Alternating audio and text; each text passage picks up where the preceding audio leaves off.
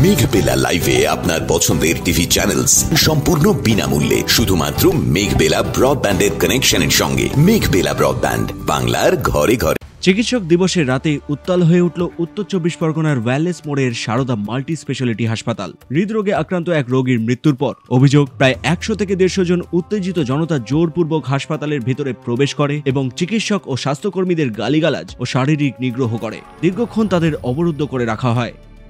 তুমি নার্স দিদি কি করবে? গুলি খাইয়ে দেবে? এই কথা বলছিস আবার? মেরে ফেলেছিস আবার কথা বলছিস? আমি অক্সিজেন তুলতে বলিনি স্যার। তাহলে অক্সিজেনটা তো তুমি তুমি আনেন, তাই তো? তোমার কথা অনুযায়ী তুমি আনেন। রেসপন্সিবিলিটি লাইজ উইথ ইউ, তাই তো? Responsibility lies with you. তোমার বাবা নয় কি?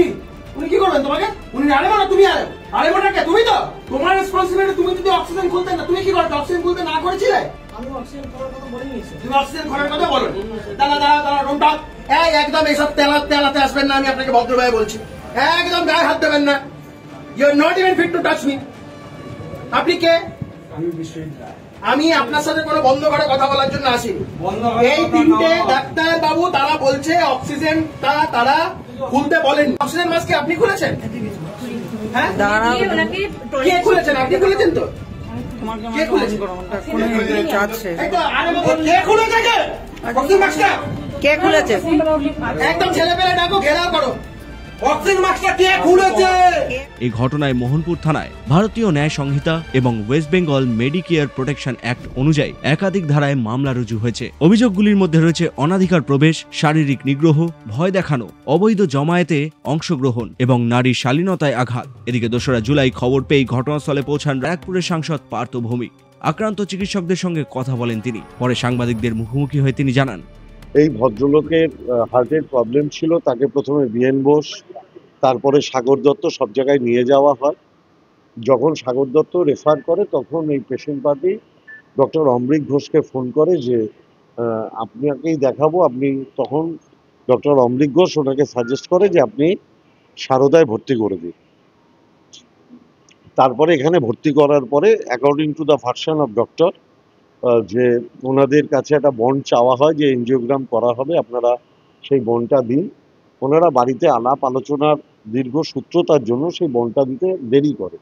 বন্ড পেশেন্ট পার্টি যখন দেয়, তারপরে যখন ওনাকে অপারেশন টেবিলে নিয়ে যাওয়া হবে তখন হার্ট ফেলিওর হয় এবং উনি মারা যান। দেখুন, এবার যদি এখানে ডাক্তারের কোনো গাফিলতি থাকতো তাহলে অতি অবশ্যই পেশেন্ট পার্টি তারা ডাক্তারের নামে কমপ্লেন করতেন, এফআইআর লজ করতেন, কাউকে বলতেন যে আমার বিনা ডাক্তারের গাফিলতিতে আমার বাবার মৃত্যু হয়েছে। দেখা গেল পেশেন্ট পার্টির কেউ কিছু বললেন না। কোনো এক ব্যক্তি বাইরে থেকে এসে তিনি তার নিজেকে এস্টাবলিশ করার জন্য ডাক্তারের নামে অশ্রাব্য কুৎসিত গালিগালাজ, যিনি অত্যন্ত পপুলার ডাক্তার তার নামে নার্সিংহোমের স্টাফদের মারধর করা, ডাক্তারকে হেনস্থা করা, অশ্রাব্য গালিগালাজ এটা তিনি করলেন। পরদিন অর্থাৎ 3রা জুলাই হাসপাতালে পরিদর্শনে আসে ওয়েস্ট বেঙ্গল ডক্টরস ফোরাম। মুখ্যমন্ত্রীকে জরুরি হস্তক্ষেপের অনুরোধ জানানো হয় ইমেলের মাধ্যমে বলে খবর। 1 জুলাই যেটা ন্যাশনাল ডক্টরস ডে হিসেবে সেলিব্রেটেড হয়, অত্যন্ত অনভিপ্রেত একটি ঘটনা এখানে ঘটেছে। ডিটেলসে আমরা হসপিটাল ইউনিটের সঙ্গে কথা বললাম এবং হসপিটাল ইউনিট ব্যথিত তাদের 30 বছরের অভিজ্ঞতায় মোর দ্যান 30 ইয়ার্স এইরকম কোনো ঘটনা ঘটেনি যেখানে ডিটেলসে তাদের কাছ থেকে যে পেশেন্ট তিনি প্রাণ হারিয়েছিলেন সেদিনকে তার ট্রিটমেন্ট ডিটেলসে আমরা ছত্রে শুনলাম। হসপিটাল তার বেস্ট পসিবল এফোর্ট দিয়েছে বলে আমরা মনে করি, আমরা যা ডিটেলস এদের কাছ থেকে শুনলাম। কিন্তু তারপরে এমন একজন মানুষ যিনি এই ট্রিটমেন্ট প্রসেসের মধ্যে কোথাও ছিলেন না, তিনি ওই পেশেন্ট যখন তার খারাপ অবস্থা বা তিনি এক্সপায়ার করেন সেরকম একটা সময় তিনি এসে বার্জিন করে তিনি যেভাবে এখানে ভয় দেখিয়েছেন, এদেরকে থ্রেট করেছেন, মৌখিকভাবে থ্রেট করেছেন এবং যে অসংসদীয় ভাষার প্রয়োগ করেছেন, সেখানে আমরা মনে করি যে ডক্টর যে একজন ফেলো ডক্টর এবং একটি মেডিকেল ইনস্টিটিউশনের পক্ষে এই ধরনের ভাষা প্রয়োগ, অসংসদীয় ভাষা এবং তার শরীরী ভাষা, এটা অত্যন্ত আমাদের এন্টায়ার মেডিকেল ফ্রেটার্নিটির পক্ষে অত্যন্ত নেগেটিভ বার্তা বহন করেছে। আমরা আমাদের আজকের ভিজিট এবং তার রিপোর্ট আমাদের উচ্চতর নেতৃত্ব এবং মাননীয় সাংসদ, মাননীয় মন্ত্রী তাদেরকে আমরা লিখিতভাবে জানাবো এবং তাদের পরবর্তী নির্দেশের আমরা অপেক্ষায় থাকব। হসপিটাল এরই মধ্যে পুলিশ কমপ্লেন ফাইল করেছে এবং নির্দিষ্ট যে সেকশনগুলোকে দিয়ে আমরা মোহনপুর থানার ওসি সাহেবের সঙ্গেও কথা বলেছি, হসপিটালের যারা সেদিনকে আইসিইউতে ক্রিটিক্যাল কেয়ার এক্সপার্ট ছিলেন তার সঙ্গেও কথা বলেছি। উল্লেখ্য, ঘটনার দিন রাতের সিসিটিভি ফুটেজে দেখা গিয়েছে বিজেপি নেতা ও আইনজীবী কৌস্তব বাগচি হাসপাতালের ভিতরে উপস্থিত ছিলেন এবং সেই সময় এক স্বাস্থ্যকর্মীকে নিগ্রহ করা হচ্ছিল, যদিও তিনি পরে দাবি করেন তার ভূমিকা সম্পূর্ণ মানবিক এবং তার থাকাকালীন কাউকে আঘাত করা হয়নি। প্রথম কথা হচ্ছে, আমি গতকাল রাত্রিবেলা সারদা নার্সিংহোমে গেছিলাম। তার কারণ হচ্ছে আমাদের একজন কার্যকর্তা ভারতীয় জনতা পার্টির, তার বাবা সেখানে ভর্তি ছিল এবং সন্ধ্যেবেলা অবধি শুনেছি স্টেবল আছে। নার্সিংহোমে তো প্রচণ্ড খরচা, সারদা নার্সিংহোমে এদের পক্ষে সম্ভব হচ্ছিল না। ওরা আমাকে বলছিল যে দাদা যদি ওরা বলছে স্টেন বসাতে হবে, অ্যাঞ্জিওগ্রাম করতে হবে, প্রচুর টাকা। এটা আমি তাও আপনাকে বলছি, এটা ওই 8:30 9টার ঘটনা। তাই বললাম যে ঠিক আছে, তাহলে আমি অন্য কোথাও দেখছি যেখানে। আর ওখানে সবথেকে বড় কথা, পার্থভূমিক আজকে গিয়ে এতই নার্সিংহোমের প্রশংসা করছেন।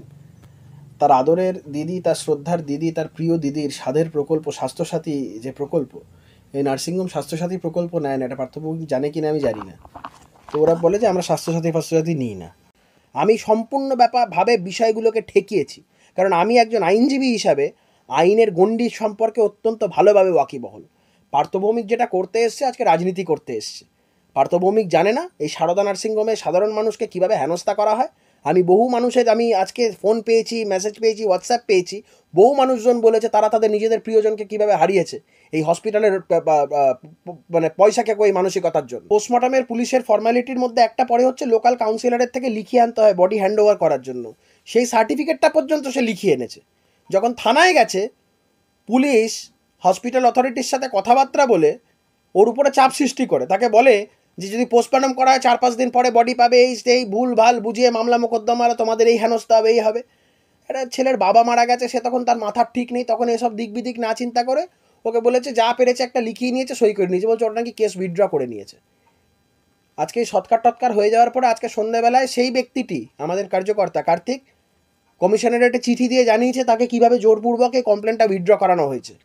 একটা সিসিটিভি দেখাক যেখানে আমি কাউকে মারছি না, আপনার উপস্থিতিতে মারধর করা হয়েছে বলে অভিযোগ। না, আমার উপস্থিতিতে আমি কোথায় আমি জানি না, আমি উল্টে ঠেকিয়েছি। ওখানে অনেক সাধারণ মানুষ ছিল, সবার উপরে তো আমার কন্ট্রোল নেই, সাধারণ মানুষের উপরে তো আমার কন্ট্রোল নেই। আমি তো বলছি আমি না থাকলে ভাঙচুর হয়ে যেত। এবারে সাধারণ মানুষের মধ্যে থেকে কে কি করেছে না করেছে দায় তো আমার নয়। ঘটনার তৃতীয় দিনে সাংবাদিক সম্মেলন করে হাসপাতালের ম্যানেজিং ডিরেক্টর বিশ্বজিৎ রায় বলেন, পেশেন্ট এসেছিল কার্ডিওজেনিক শকে, দুটো hospital BN Bose, Sagar Dutta medical college ফেরত হয়ে এখানে এসেছিল। আর তারপরে আমরা যথাযোগ্য চেষ্টা করে, তার বিপি কম্প্রোমাইজ ছিল, বিপি পাওয়া যাচ্ছিল না, সেই অবস্থা থেকে বাইরের থেকে মেডিসিন দিয়ে তাকে সাপোর্ট দিয়ে তাকে চেষ্টা করা হয় বিপি ওঠানোর। তারপরে প্রায় 3 ঘন্টার উপর সময় লেগে যায় তাকে একটু সেটেল আপ করতে। তারপরে পার্টিকে অ্যাডভাইস করা হয় যে তো ইমিডিয়েট অ্যাকিউট করোনারি সিনড্রোম নিয়ে ভর্তি হলো, তার ইমিডিয়েট কিন্তু অ্যাঞ্জিওপ্লাস্টি করা দরকার। আমরা ভাবছি, তো আমাদের বিকেলে যথারীতি শিডিউল থাকে কার্ডিওলজিস্টদের হার্টের অপারেশনের জন্য অ্যাঞ্জিওপ্লাস্টি করার। তো ক্যাথ ল্যাবের ওটি চলতে থাকে, কার্ডিওলজিস্ট দেখে, পেশেন্টকে দেখে পার্টিকে আবারও কাউন্সিল করে যে আপনারা কনসার্ন দিন, আমরা তাহলে এনজিও করে দেখবো তারপর কী কী আর্টারিতে ব্লকেজ আছে, কত পার্সেন্টেজ আছে।